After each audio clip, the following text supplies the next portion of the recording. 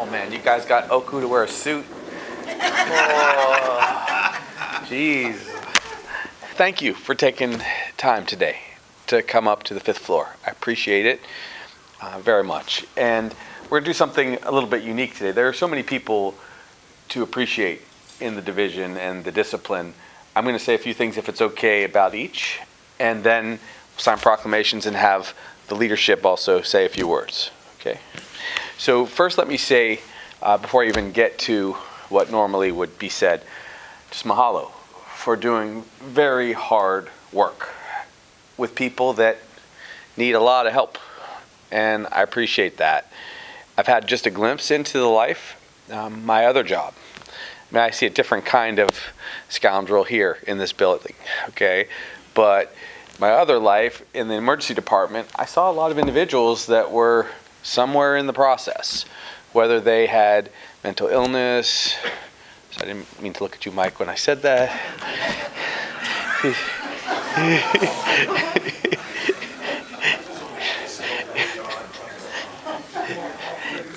Yes.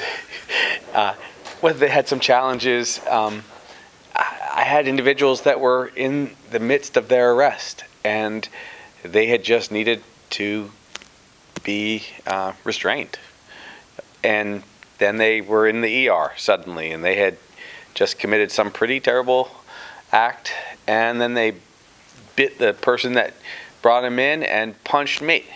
And we still were trying to be compassionate, all of us, caring for individuals, and eventually they were going to find their way into your care and into your service. And so I've seen some of the challenges, and I just want you to know, in spite of how the world is now, I appreciate exactly how intense the work is that you're doing. Okay, so thank you for that.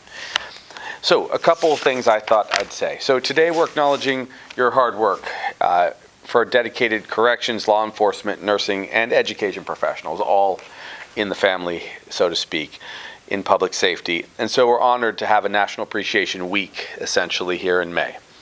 And this is good news that we're doing it now, because we have honored people already a month late on occasion because of circumstance. And so we're happy to be here to really spread the word when you're doing the job. And it's important that we say to our nurses, first of all, it's an indispensable piece of the community. I really know firsthand some of the health challenges that our inmates face. There's a lot of hepatitis. There's a lot of addiction. There's a lot of mental illness. And I'm sure the nursing in that setting is profoundly challenging. So mahalo to those who do that work. The quality of care for patients is important, and it's evident. And it was really evident during the pandemic. Because, if I may, it was essentially impossible to stop the spread of this virus. And when you had to have people in a contained space, they were going to have a challenge. But we all knew it, and we went through it. So thank you for that. Our correctional system of nurses and officers have successfully advanced inmate care. Care is also getting more complicated in the 21st century with all the new things we know. So again, I appreciate you all. And moreover, to the nurses, the impact that you have on the lives of inmates when you provide comfort for them, because obviously they are not necessarily in a good space when they're in that part of life. And so I know that there are a lot of compassionate moments and a lot of tough moments. So thank you to the nurses who commit their careers in that space. It's really something. So May 6th through the 12th, essentially this week is Nurses Week. So thank you for that. Now, if I may, corrections officers and employees, I want to honor the work that you do, because I know it's hazardous, honestly. And in that hazardous circumstance, you make sacrifices. And I know that whether it's uniformed or civilian corrections officers, it's a serious, serious job. And it's not for the faint of heart. It is difficult.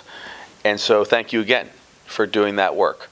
There are lots of jobs out there these days that people could do, and you still commit yourselves. So it's something to behold. So thank you for that. So we're going to designate May 7th to 13th formally as Corrections Officers and Employees Week. And then if I could go to the teachers. A lot of people don't think of education as part of the corrections system, but truth be told, that's where people often find themselves, as we know, including an uncle of mine, In fact, a great uncle of mine and an uncle of mine, both who did some time. And these are very intelligent people who, one through white-collar crimes and the other through drug addiction and drug crimes, ended up in prison. And so they had capacity and they had some chances to continue to educate themselves. It's really important because at the end of the day, people are going to come out, most people anyway, and they have to contribute somehow, we hope. So I really appreciate that someone would try to be an educator and a teacher in such a tough setting. It's very different, obviously, than our other traditional education settings. So that's, again, something to behold. So thank you for that to our teachers. And then finally to our law enforcement officers, more specifically like the Sheriff's Division, Narcotics Enforcement Division. I appreciate you guys because of the pure safety that you provide for us. The drug situation is tough now. It's really tough. People ask me all the time what I think the difference is between now and, decades past. In my opinion, it's the strength of drugs. They're out there, and then all the crimes that come from that. It was a somewhat different situation when people were alcoholics and getting into fights, or maybe it's not ideal, on marijuana, and they were more sedate.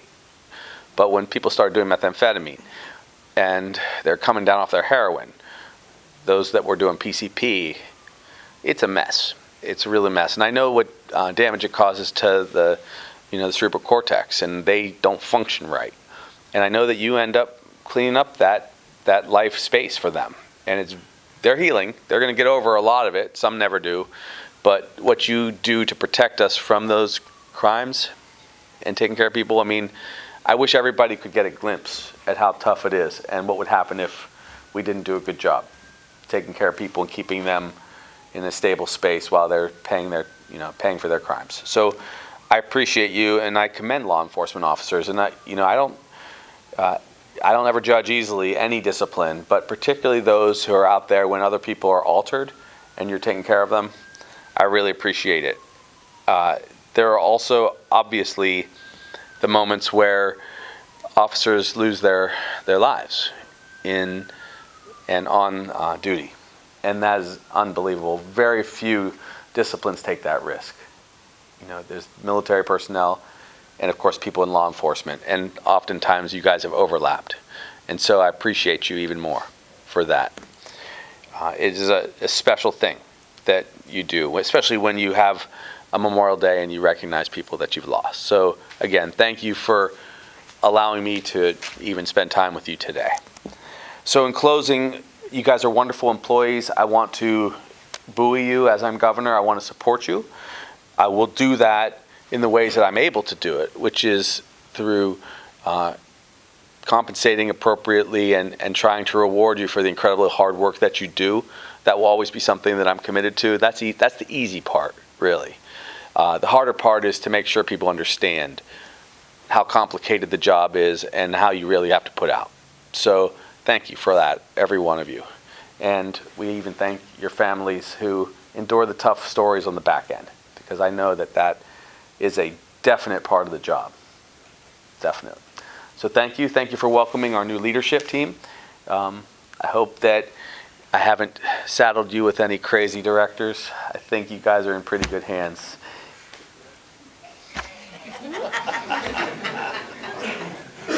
So this proclamation focuses on National Police Week and has now been referred to as National Law Enforcement Officers Week. So thank you for your service. Obviously, we recognize that there are assaults against law enforcement officers nationwide, and injuries and even fatalities. So your work and your dedication is more extraordinary than most. We're also remembering Peace Officers Memorial Day, which will be May 15th, to honor those who courageously were in employment and were disabled or killed in the line of duty. So we honor you and thank you for sharing your lives with us. So this is our first proclamation. Thank you, gentlemen. There we go. For National Corrections Officer and Employees Week, acknowledging correctional staff that educates people. And we're proclaiming May 8th through the 12th as National Teacher Appreciation Week, but we're also supporting those in the discipline, because that's definitely part of the job. Okay. thank you to our educators. This is for National Correction Officers and Employees Week. And as we discussed before, this was established actually in '84, and it was by President Reagan, we have great respect for, signed a proclamation for National Correction Officers Week.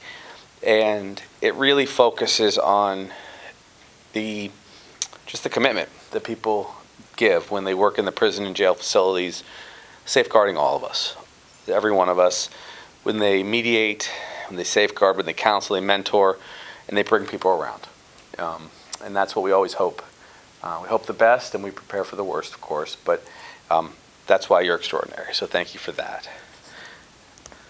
And this will be National Correction Officers and Employees Week. And last but not least, we have one more here. And this is for the nurses, which obviously it's a little easier for me to understand if one of the nurses wants to come up. There are 3.1 million registered nurses in the U.S. It's the biggest health profession that exists. And it shouldn't be lost on any of us what a challenging job this has been for them during COVID, people sick. I know that they had to deal with it more than once. So I just wanted to commend our registered nurses, recognize them, and what they did for us, not just during then, come on up, yes, but always, and especially when even we get hurt in the line of duty, it's always the nurses that take care of us. So thank you so much. Thank you. This is for you.